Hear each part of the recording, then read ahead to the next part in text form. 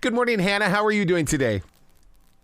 I'm doing great. How are you? Absolutely fantastic. Very excited to talk with you because I'm very proud of your journey because, they always talk about, don't leave your digital imprint on the planet. Well, one thing that we're missing is that we're supposed to leave something of ourselves. And I love how everything that you do is an extension of everybody that came before you. And through your writing, through everything that you're doing, you are growing forward always. Thank you. I really appreciate that. It takes guts to do what you do, especially when you're putting your words in a book. I mean, what did you feel inside of you that said, you know what, I'm going to be a writer because I know I'm being called to be a writer? Well, a lot of the things that people have, found me on this journey have been things I never really dreamed being possible in my life. I didn't really set out to be a reality TV personality. But one thing I always did want to do was take up the challenge of writing a novel at some time of my life. I mean, my first book was a book more about my life, which I never thought, again, people would be that interested. But this is truly like the first dream come true of a dream I could dream up. So I think what I've learned is just going back to my roots and what really is are passion projects for me, and now being able to have the opportunity to do those. And so Mistakes We Never Made is really exciting. And I'm so excited for people to get to read it. And then, just continue on this journey in what I like to say, my author era. Well, the title itself says so much, and it's so marketable in your name in the way that, yes, we do learn about Emma and Finn, but you could turn this thing into a podcast and invite people onto the show to talk about the mistakes that we never made, but we should have made. Oh, hey, thanks for the idea. But yeah, I think it's so relatable. Yes, I think people could see that for my name, but I think for anyone, like you said, like everybody has a story of in their life of something that, I think it's normally, unfortunately, like a limiting belief or fear that has made us second guess or question or not be able to take that risk that life really requires for growth.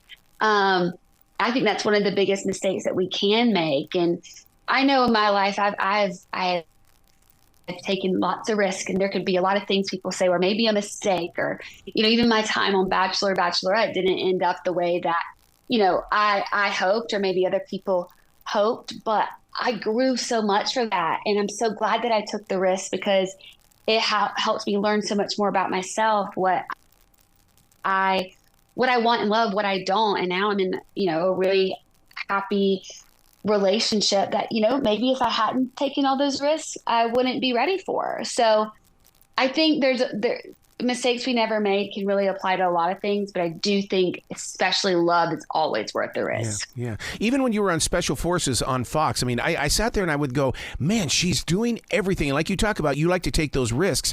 I openly admit I'm addicted to excitement. Do you follow that same path? Look, I really do. It's funny though. I always say I am, but I always do it scared. Yeah. I mean, even if it comes to silly things like roller coasters, or when I went skydiving, like I'm crying. Everything in me is saying, don't do this. I don't think I'm like one of those thrill seekers that's like, absolutely. But I know that I'll be so disappointed if I don't ride the roller coaster or don't take the opportunity to say something to somebody that I really admire. Like, even though I get scared, I'm going to do it anyway. And I kind of love that about myself, but it does keep me in a state of always being a little fearful, but it's triggering something in my brain that even when I don't want to put myself in an uncomfortable feeling for a second, that there's always a way through it and there's always a way past it. And I'm glad that I am that way. Yeah. How do you deal with those people that hear what you have done in life? Because we do love to have accomplishments, but then they look at you going, I don't believe you. And because I'm running into a lot of that right now where people will go, you did not. I'm going, I did. And you seem to be the same type of personality where you're going to have to hit a wall of these people that go, come on, Hannah, did you really? Yeah. I mean, I feel like I I definitely surprise a lot of people. Yeah. Like you said, like I definitely have shocked, especially like I said, I mean, I was when I started on all these shows, I was like a beauty queen. I had done like pageants in small town Alabama and became Miss Alabama and did that. But like, I don't think sometimes some of the things that I've done or, you know, the next title or thing by my name, I think I do shock people, but I'm okay with that. Yeah. I'm okay with proving myself and being a little bit more than meets the eye.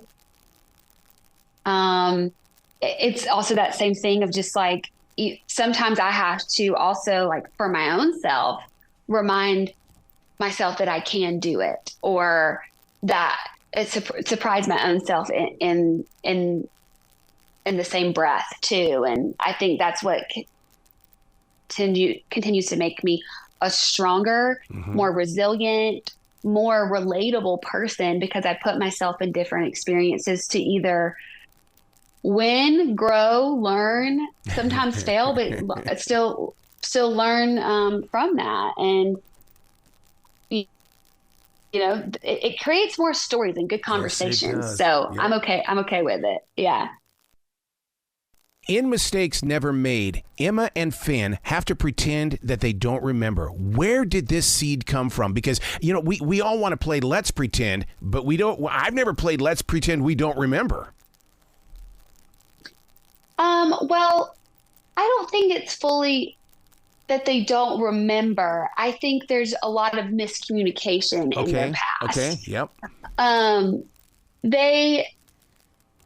They each have their own story, but haven't done the best job of communicating that to each other. So they've had a lot of almost in their life where they've almost been able to make a relationship, but haven't quite. And so in this story, Emma and Finn kind of go on a wild road trip together as they try to find their mutual best friend, Sybil, who's run away from her own wedding. And they're kind of forced into that like forced proximity of it all on this road trip to have some of these tougher conversations, really get to the bottom of what were you thinking? What was I thinking? And how do we get this wrong?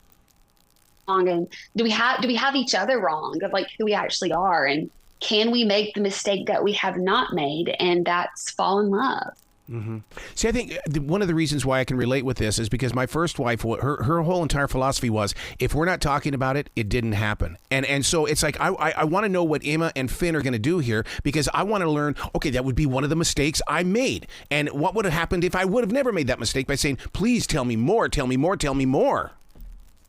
Yeah. I mean, I think that's where we all have somebody in our life, a relationship where if we would have, you know, whether that's maturity or time or just in a different place personally where there was so much misunderstanding or miscommunication that of course we couldn't get it right. And we can look back on, you know, old relationships and be like, I wonder if this were to work out, this love would come into my life now, would it be different from what I've learned? And that's why I love a second chance romance. And that's what this is of these people, even though Emma and Finn never like formally dated, they had a lot of almost. And now that we're like in a car together and have some time to talk and have this conversation, like what could happen? Because there's definitely feelings still there. So can we get it right this time? Yeah.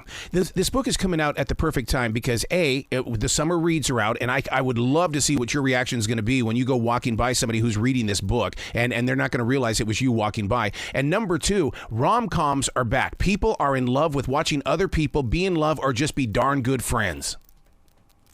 Yeah, no, it's really exciting. I really do think this is like an epic rom-com for the summer. It's great for a beach read, and that will be really cool.